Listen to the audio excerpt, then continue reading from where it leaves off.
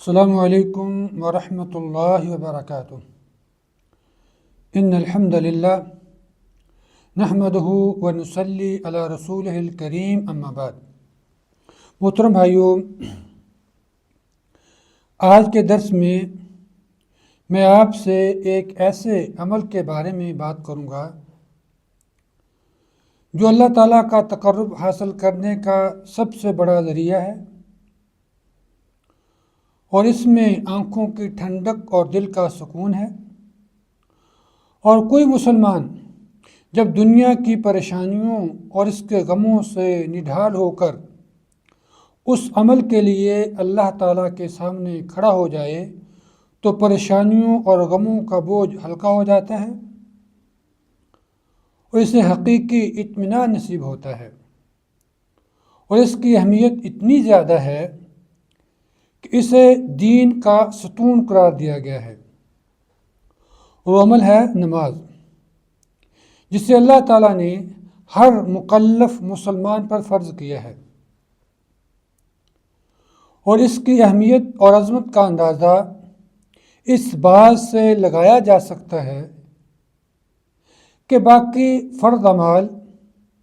اللہ تعالیٰ نے زمین پر فرض کیے، جبکہ نماز اللہ تعالیٰ نے اپنے سب سے پیارے نبی حضرت محمد الرسول اللہ صلی اللہ علیہ وآلہ وسلم کو اپنے ہاں بلا کر آسمانوں سے اوپر جہاں تک اللہ تعالیٰ نے چاہا وہاں فرض کی، جیسا کہ قصہ معراج میں نبی کریم صلی اللہ علیہ وسلم نے ارشاد فرمایا، پھر اللہ تعالیٰ نے جو کچھ وحی کرنا چاہا میری طرف وحی کیا، چنانچہ اس نے مجھ پر ہر دن اور رات میں 50 نمازیں فرض کیں۔ پھر میں حضرت موسیٰ علیہ السلام کی طرف اترا تو انہوں نے مجھ سے پوچھا، آپ کے رب نے آپ پر کیا فرض کیا ہے؟ میں نے کہا 50 نمازیں۔ انہوں نے کہا، آپ اپنے رب کی طرف واپس لوٹ جائیے اور ان سے تخفیف کا سوال کیجیے، کیونکہ آپ کی امت 50 نمازیں پڑھنے کی طاقت نہیں رکھتی۔ میں بنی اسرائیل میں یہ تجربہ کر چکا ہوں اور ان کو آزما چکا ہوں اور اس کا امتحان لے چکا ہوں۔ نبی کریم صلی اللہ علیہ وسلم نے فرمایا، چنانچہ میں اپنے رب کی طرف واپس لوٹا اور میں نے کہا، اے میرے رب، میری امت پر تخفیف کر دیجیے۔ تو اللہ تعالیٰ نے 5 نمازیں کم کر دیں۔ اس کے بعد میں دوبارہ حضرت موسیٰ علیہ السلام کی طرف لوٹا اور انہیں بتایا کہ اللہ تعالیٰ نے 5 نمازیں کم کر دی ہیں۔ تو انہوں نے کہا، آپ کی امت اب بھی طاقت نہیں رکھتی، اس لیے اپنے رب کے پاس دوبارہ لوٹ جائیے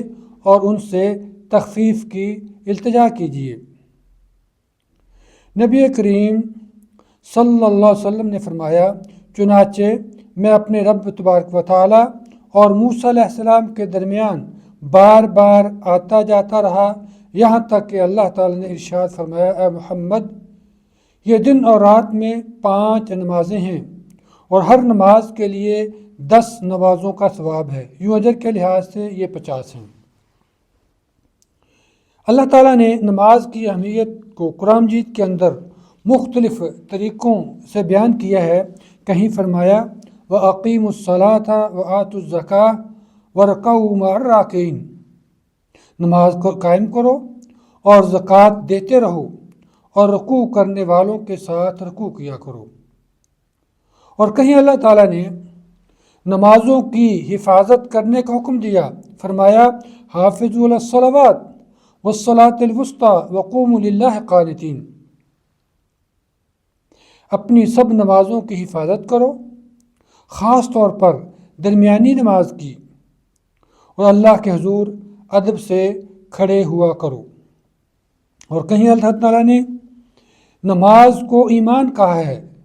اللہ تعالیٰ فرماتے ہیں، وَمَا كَانَ اللَّهُ لِيُضِيعَ إِيمَانَكُمْ إِنَّ اللَّهَ بِالنَّاسِ لَرَءُوفٌ رَحِيمٌ، اللہ تعالیٰ تمہارے ایمان کو ضائع نہیں کرے گا، اور وہ تو لوگوں کے حق میں بڑا مہربان ہے، نہایت رحم کرنے والا ہے۔ جن لوگوں نے تحویل قبلہ سے پہلے بیت المقدس کی جانب رخ کر کے نمازیں پڑھی تھیں، ان کے بارے میں اللہ تعالیٰ نے ارشاد فرمایا کہ وہ تمہارے ایمان یعنی تمہاری ان نمازوں کو ضائع نہیں کرے گا جو تم نے تحویل قبلہ سے پہلے بیت المقدس کی جانب رخ کر کے پڑھی تھیں۔ تو اس میں اللہ تعالیٰ نے نماز کو ایمان قرار دیا ہے، جو اس کی عظمت اور اس کی اہمیت کی دلیل ہے۔ اسی لیے صحابہ کرام جب آپ صلی اللہ علیہ وسلم کی بیعت کرتے تو آپ ان سے اس بات کا عہد لیتے کہ وہ 5 نمازوں کی پابندی کے ساتھ ہمیشہ ادا کرتے رہیں گے۔ وہ 5 وقت کی نمازیں ہمیشہ پابندی کے ساتھ ادا کرتے رہیں گے۔ حضرت جریر بن عبداللہ رضی اللہ تعالیٰ عنہ بیان کرتے ہیں کہ بایعت رسول اللہ صلی اللہ علیہ وسلم علی اقام الصلاۃ و ایتاء الزکاۃ والنصح لکل مسلم، میں نے رسول اللہ صلی اللہ علیہ وسلم کی اس بات پر بیعت کی کہ میں ہمیشہ نماز قائم رکھوں گا، زکوٰۃ دیتا رہوں گا اور ہر مسلمان سے خیر خواہی کرتا رہوں گا۔ اور نماز کی قدر و منزلت کے پیش نظر ہی نبی صلی اللہ علیہ وسلم نے اپنی امت کو سب سے آخری وصیت بھی نماز کی، جیسا کہ ام سلمہ رضی اللہ تعالی عنہ بیان کرتی ہیں کہ رسول صلی اللہ علیہ وسلم اپنی اس مرض میں جس میں آپ صلی اللہ علیہ وسلم کا انتقال ہوا بار بار یہ ارشاد فرماتے رہے، الصلاۃ وما ملکت ایمانکم، نماز ہمیشہ پڑھتے رہنا اور اپنے غلاموں کے حقوق ادا کرتے رہنا۔ حضرت ام سلمہ رضی اللہ تعالیٰ عنہ بیان کرتی ہیں کہ آپ صلی اللہ علیہ وسلم یہ الفاظ برابر کہتے رہے یہاں تک کہ شدت مرض کی وجہ سے آپ کی زبان پر ان کا جاری ہونا مشکل ہو گیا۔ لیکن افسوس ہے کہ آج بہت سارے لوگ جو اپنی نسبت اسلام کی طرف کرتے ہیں اور اس پہلے اور سب سے اہم فریضے سے ہی غافل ہیں،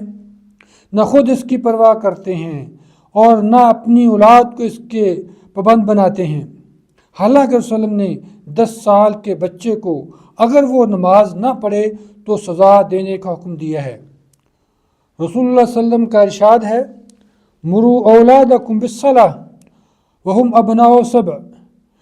ابناء 7 سنین وضربوہم علیہا وہم ابناء 10 سنین، کہ تمہارے بچے جب 7 سال کے ہو جائیں تو انہیں نماز پڑھنے کا حکم دو، اور جب 10 سال کے ہو جائیں اور نماز نہ پڑھیں تو انہیں اس پر سزا دو۔ سو ہمیں خود بھی پابند نماز ہونا چاہیے، اپنے بچوں کو بھی اس کی عادت ڈالنی چاہیے تاکہ بڑے ہو کر اسلام کے سب سے اہم فریضہ پر وہ کاربند رہ سکیں۔ حضرت انس بن مالک رضی اللہ تعالیٰ بیان کرتے ہیں کہ رسول صلی اللہ علیہ وسلم نے فرمایا، اول ما یحاسب به العبد یوم القیامہ الصلاۃ فإن صلحت صلح سائر عملہ وإن فسدت فسد سائر عملہ، قیامت کے روز بندے سے سب سے پہلے نماز کا حساب لیا جائے گا۔ اگر نماز درست نکلی تو باقی اعمال بھی درست نکلیں گے، اور اگر نماز فاسد نکلی تو باقی تمام اعمال بھی فاسد نکلیں گے۔ دوسری روایت میں فرمایا، ينظر في صلاته فإن صلحت فقد افلح وإن فسدت فقد خاب وخسر، اس کی نماز میں دیکھا جائے گا، اگر وہ ٹھیک ہوئی تو وہ کامیاب ہو جائے گا، اور اگر وہ درست نہ ہوئی تو ذلیل و خوار اور خسارے والا ہوگا۔ حضرت عبداللہ بن مسعود رضی اللہ تعالیٰ بیان کرتے ہیں کہ رسول صلی اللہ علیہ وسلم نے ارشاد فرمایا، تم گناہوں میں جل رہے ہو، پھر جب تم فجر کی نماز پڑھتے ہو تو وہ انہیں تمہارے گناہوں کو دھو دیتی ہے،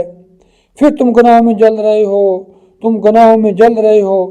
پھر جب تم ظہر کی نماز ادا کرتے ہو تو انہیں وہ دھو دیتی ہے، پھر فرمایا تم گناہوں میں جل رہے ہو،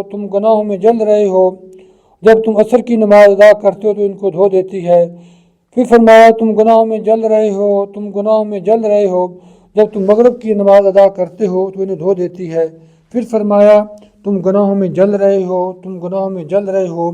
جب تم عشاء کی نماز ادا کرتے ہو تو انہیں دھو دیتی ہے، پھر جب تم سو جاتے ہو تو تم پر کوئی گناہ نہیں لکھا جاتا یہاں تک کہ تم بیدار ہو جاؤ۔ اس سے بھائیو،